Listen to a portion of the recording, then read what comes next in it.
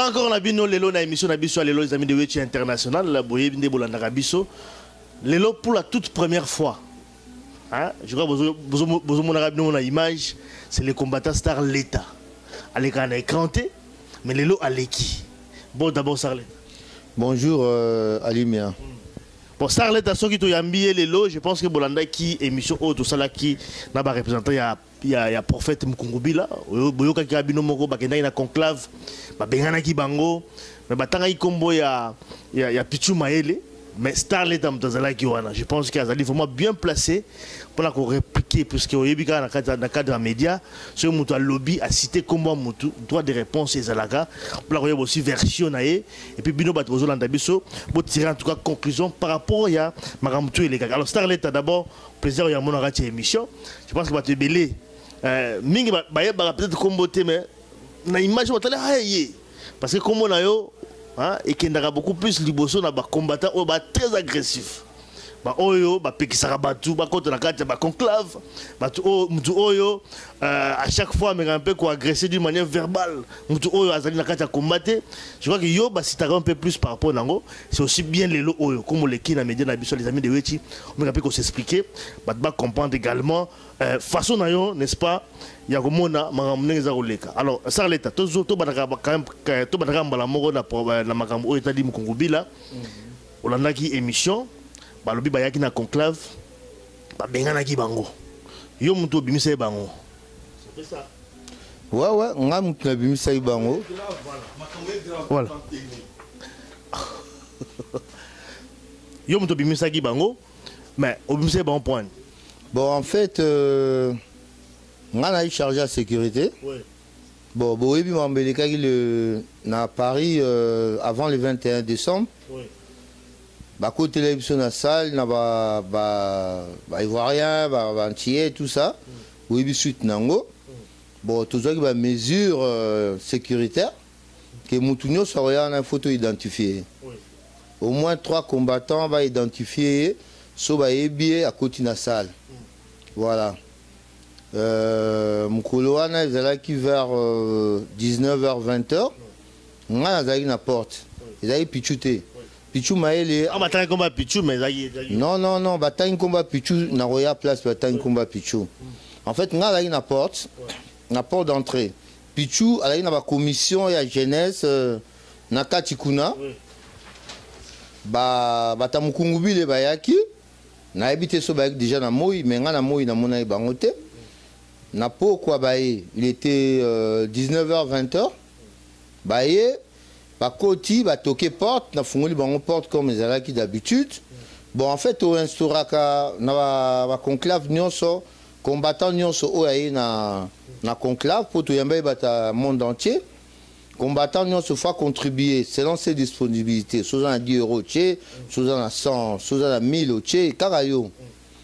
Bango pe baye ba komi maman moko ba maman de ba roza mbongo wana na moni 2 personnes. Pas maman n'a pas foutre ta contribution dans la quota mais au moins 4 ou 5 personnes, il y avait 3 filles et 2 garçons.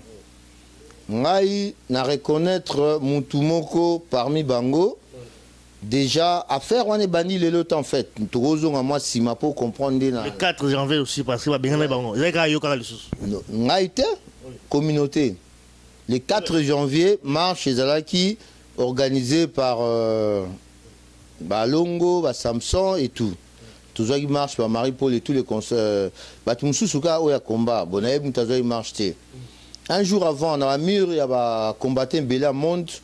Bah commis que marche Morozo Salam à Bruxelles le 4 janvier à l'honneur de Mukungubile. Bon, Boébé événement les gars le 30 décembre. Pour Nanga Mukungubile avec inconnu. Pas tellement inconnu parce qu'en 2006, Naïbi a candidat. Contre un combattant en fait au contre-pouvoir en fait. Ouais, contre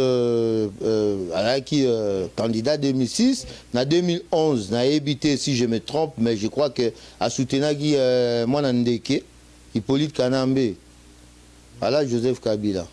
Bon, on a des détails. Tant que bisoto qui ne marche on était à Mukungubile, bisoto aiga to qui ne marche on to eba soko marche wana ezali à Mukungubile.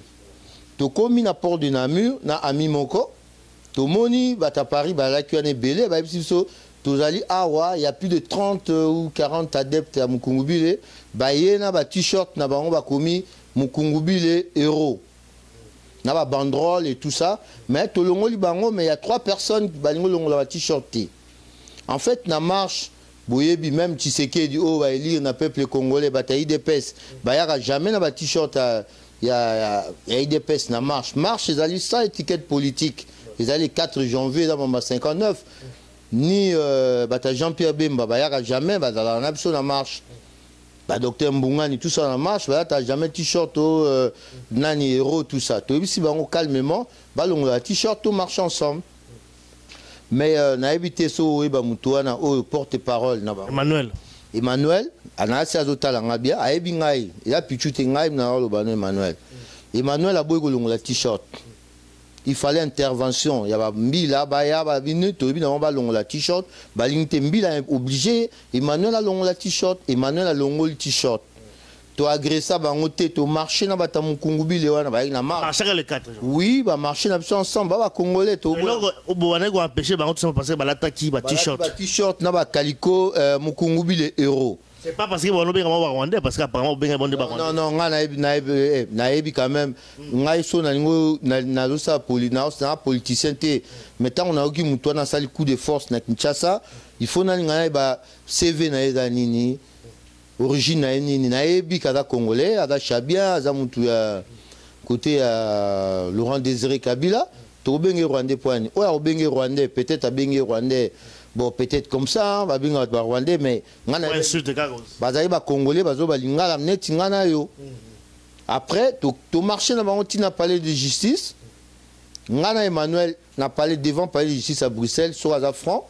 Aïe bien to zoina moi conversation moko abisinga moninga. Poani bino bobo to la t-shirt. On a expliqué les pourquoi et les comment. Qui tout ça la marche sans étiquette politique, pour ba étiquette ba Parico et Ali, UDP Césali dans ce document-là, tu as étiquette politique, alors biso de zang étiquette politique, tu as dans tout ça. On a expliqué Emmanuel. Emmanuel a dit non, on a un contact na bino, tu es par hasard.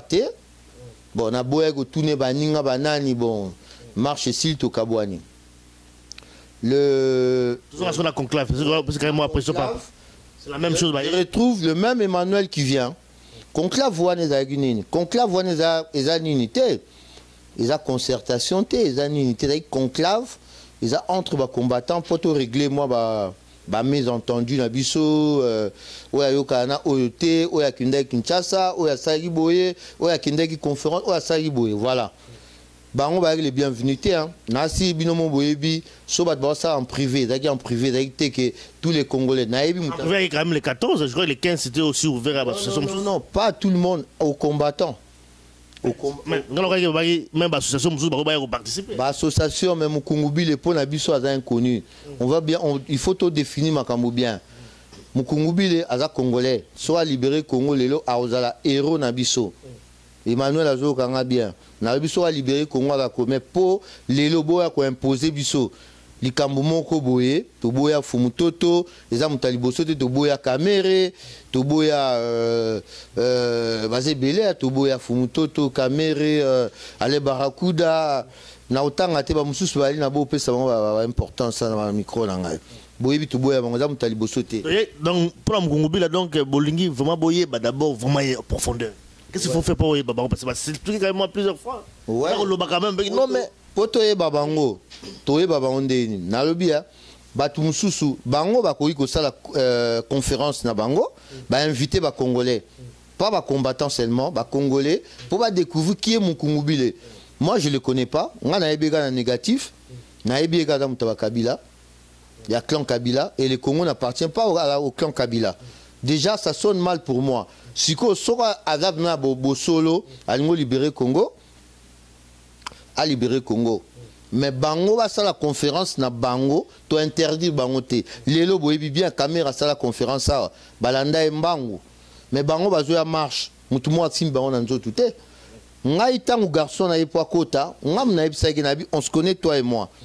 Abi nanga on se connaît où? Ngana bi si le 4 janvier, tu te rappelles pas de moi? Na moni fille mora métisse wana na monaka e jour wana. Na bibi no boko tarate, bozana libana to solo là. bata sécurité nga moi mon conduit en sécurité ba musupe avec ba brado bon exact même bon il faut pas foutre avant non pas du tout pas du tout mbongo wana ngai monde na alia na tchaki 50 €. Bate belé tous les combattants oyaki wana bala ocha ba mbongo na mona bate belé ba ocha ba mbongo wana ba longo ba Samson ba di ba tutu bala ki wana ba matone mutu na mutu ya Londres ya Paris la ocha mbongo batu oyo ba benga na ba on a téléphone to yebi bango te bango ba yebi ça n'engage que ouais, pourtant, bah quoi, attaquer na Saint-Denis, bah Gaza qui batu, bah reprocher ta sécurité. Alors on a une mission dans les que Moutounio soit au quota. Et puis conférence il à 14h ou 13h. Bah on va à 19h déjà qui est illégal, bah au quota té. Na ici on va que Libanda, bah que Libanda. La suite au légal Libanda kuna. Au va d'autant à combat Pichou, moi j'étais à l'intérieur. Mais seulement on a problème dans les aboyés. Nazo ça tout porte-parole, il y a mon Kongobile. Azala moi humble, mon orgueil, ça rien. Bozo le bao, sauf 5000, ton ngoy copé ça. Biso a besoin de demander ba charité. Surtout a besoin de demander charité, tous ava combattants, tous ava collabo. Pour mon toi dans mbongo kolega mon Kongobile, tous combattre. Vital caméra ya pour corrompre biso a boyebi suite nango, n'hôtel ton boyebi. Akima mbango.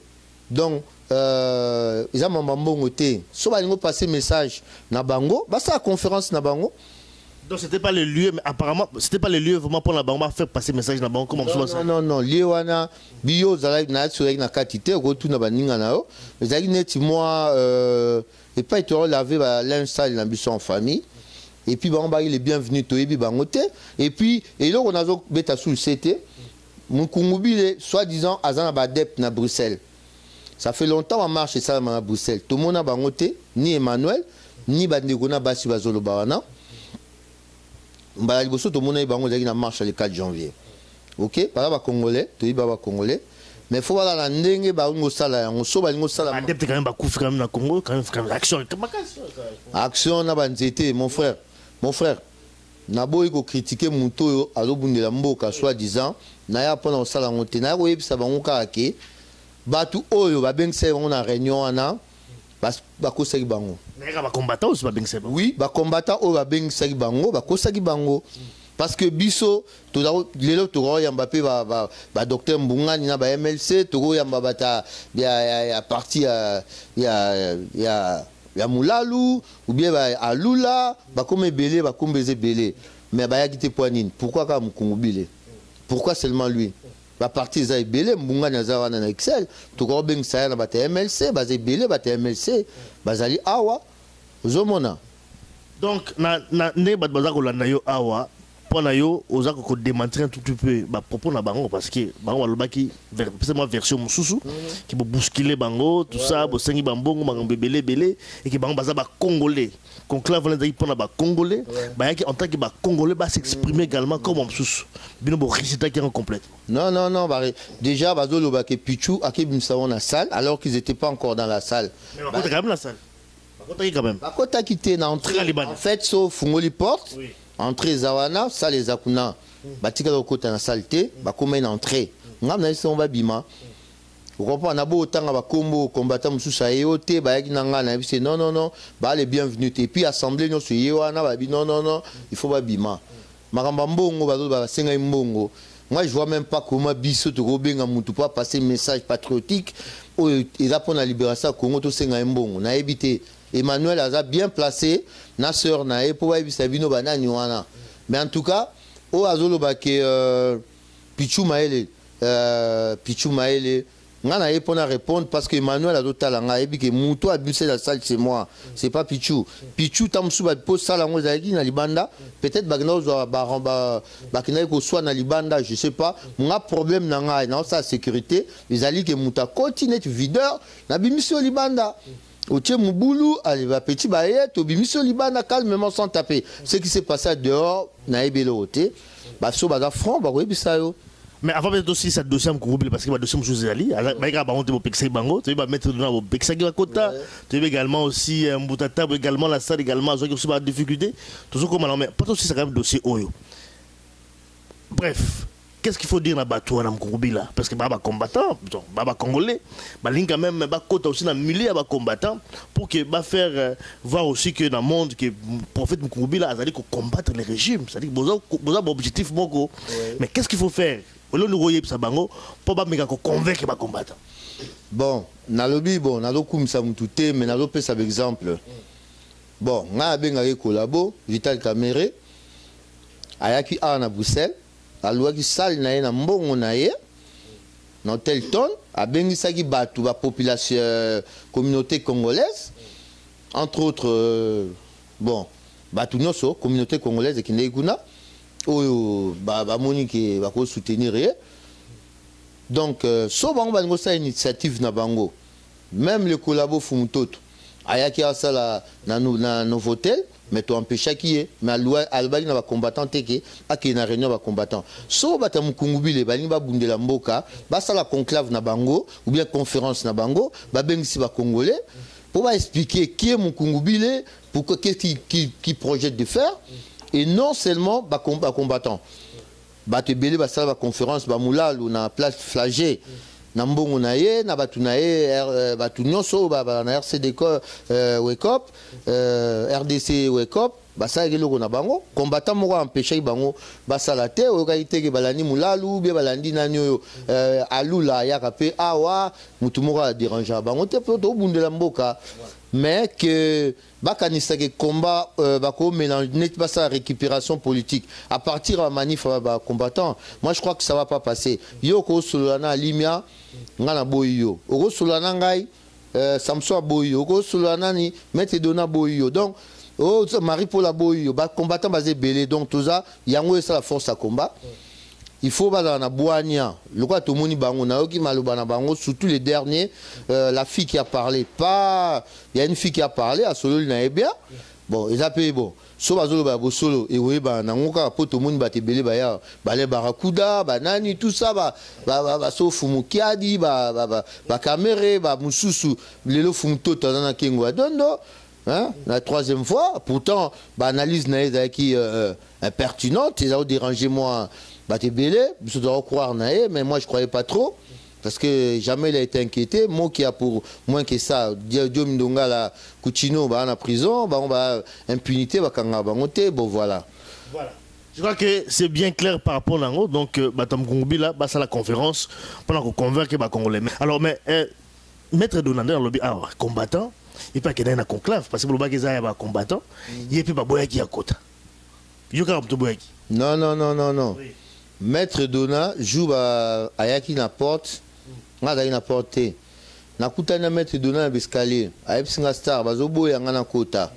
Na oda hypocrite, ngala bunga benga ngana soumis. Na va combattre mutute na combattre mutute. O asale lo one na oya. Mais o ayep pa bebisa combat na oboya. Ngai Maître Dona azomona nga bien, ngana kota ina salle.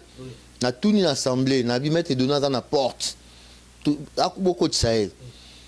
Bah on va le dire que conclave est à 14h, pourquoi mettre Dona à 20h? Il était il y a des soirs, n'a habité mais n'a pas heure wana.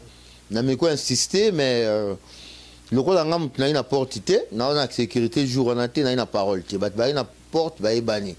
Bah le non comment bah on va le dire que Makambo bo sur la concertation na conclave tout est bien déjà pourquoi azoya à 20h. Bon après on a pu mettre Dona en tout cas on a insisté. Bon, mais pas le non, on a qu'un angai. Après, il est parti. Mais il y a quoi prouver en haut. Il fallait côté on pas côté. Ngai bon, pour nangai, bah te belé bah litiger pe côté kiwana. Pour nangai na lobaki na ba noko, il fallait botika ya côté so besoin ba question vous poser à l'intérieur. Bon, mon assemblée ça ngala tant yo na porte te au lobelo côté. Tant assemblée lobby non, c'est non. Mais mettre dona yebike, ngai na solana bango. So li kamboza contre bango na lobela bango na nga insoumis na loba na ngai azamo na quartier ayebi ngai bien puis na insistaki na ba beaucoup de mettre dona so na pesant ya ba question vous poser ba argument na bango pe ba lobi que non et banayi na 14h to ko c'était bien na butu pourquoi ma me comme na je m'appelle quand même Bon, empêchement peut cause de la bongaille, na ça ce que je pouvais faire. Ngala bi non, bazana moi discordance à propos ya déclaration ya babi, tout ça ngala bi non, il fallait beaucoup de ça, comme ça vous posez la question. Voilà, c'est clair. Eh bien, dossier aussi également ils allaient en boutatabu. Toi qui est pas allé na kati. Yo mutu au Pixar quand même aussi à côté. C'est un peu ça. Non, ngala Pixar à côté. Qu'est-ce qui s'est passé? À côté d'une ngala côté na salle. On est le deuxième jour à qui n'a évité de babimsaki et moi babimsaki. On a posé la question parce que moi dans combat il faut pas être hypocrite parce que mon toi la camarade nayo même so li kambezali ozoko yebisa été na simara collabo bobengaka ba collabo na sima mukongo mais il était là et puis le garçon il a du courage de venir dans la salle va poser la question. Et dans mon avis, il va poser la question. Moi, je lui ai posé certaines questions qui peuvent déranger, mais il fallait tout laver en famille. Et puis c'est tout. Hein. Vous l'avez quand même en famille, vous l'avez déjà. Ah, mais bon, on a évité, médiateur, il y a conclave Bazali, on a évité la sécurité. Mais pour Nayo, conclave et Sili, tout c'est vidé. Est-ce que vous pensez que vous l'avez vraiment linge d'habillé ensemble? Non.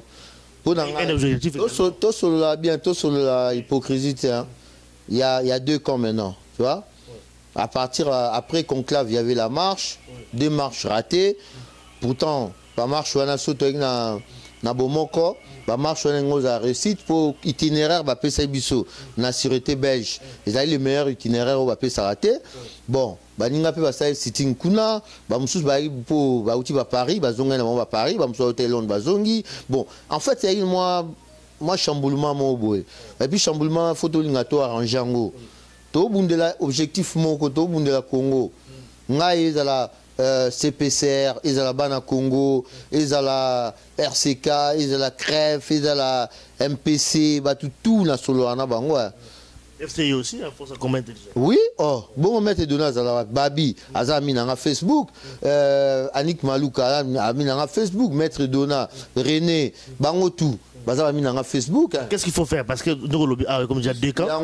Comme il faut le gabassage. Bon, le gabassage, so bodo régler ma moitié, bon le gabassage, même la mboka basala nzondi, bon solo là pourquoi tout ça va marcher ba arma tungulu ba chebe ya des milliers de personnes, même boye bien mais comment tu comment muke ndambu sikoyo à qui profite tout ça? À l'occupant.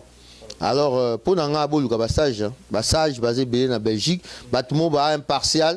Ko sambisa bino ko sambisa te ko sangisa bino komoni na France pe bala mais na mona le 21 malgré ba RCK ba CREF ba sangana il pouvoir ça la marche moko ozomona ba sangana tout ça il marche il récite mais so ba kabwana biso to ba ta CREF biso to ba ta boye Moutazouagi marche wana eza Alain Dongisila na ekete je crois pendant qu'il va réunion mais ba sali pe bazouagi marche na bango na itinéraire à Stalingrad mais ba yokani qu'il faut ça la marche moko moi m'a photo ça là beaucoup dans ba groupe EBL pour résistance pe et gros appel dans ba groupe EBL mais bon un objectif moko ceux comme il comme moko bo sangani bo sale loko voilà. Voilà, c'est bien dit en tout cas, Star l'État, pour la toute première fois à l'Égana, émission Nabissou, les amis de Witch International. Peut-être pour aussi ça, le grand message, peut-être pour aussi ça, vous même émission Nabissou. Bon, on a aussi ça, dans 5 ans, bon, quoi. Et puis, dans 5 ans, on a Mukungubile, vous avez un microté. Au moins, YouTube est tueuse. Au gros, ça l'orgueil, bah, on a un orgueil. Bon, le temps, on a un bon, tout ça. Mais surtout, on a besoin de bon, qui n'est pas Kanambia. Allez, Mukungubile, un bon. Vous comprenez? Mais surtout, on a bunda, na moyen de bord, na biso, tout ça a besoin de qui surtout on a besoin vraiment de louer ce salle, tout le monde a bino. Vous savez un message patriotique à passer, vous passez un message dans YouTube, vous avez aussi une conférence na bino. Mais pour le moment, tout ça a moins réticence na opposant au bazan Kinshasa. Tout le monde est trop, tout le monde va fumuto, tout va camérer, va baser belé couteau autant à combattre. Aventurer monsieur Alain Barakuda, azan ba lobby, azan ba million, il est où maintenant? Hein, tout le monde sauté. Et puis depuis ma ramené le 30 décembre. Contre Andine Bopesi ba ngana moneka ake, bande ko nanga ba congolais, ba bomi bango. Bolobi ke boleki biso na courage. Bana ba l'équipe biso na courage. Moi je crois pas trop hein. Moi je crois pas trop. Baza peut-être ba éliminer. Bazo banga liwate, bazo kende. Boye bayi bien que bana moura obeta en massas, boye na minduki te. Celui qui vous parle là, c'est pas un bouffon. Hein. Courage, courage.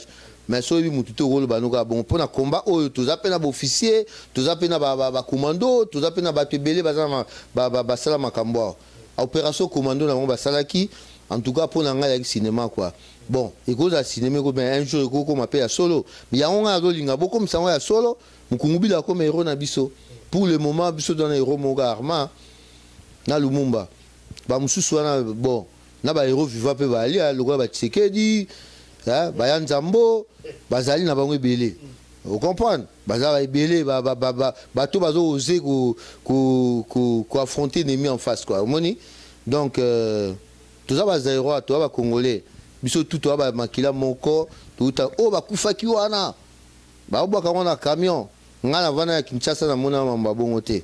Ba oba kama ba nyamesa nga passe je na kitsemba ande ko na bino, bolobi ande ko na biso.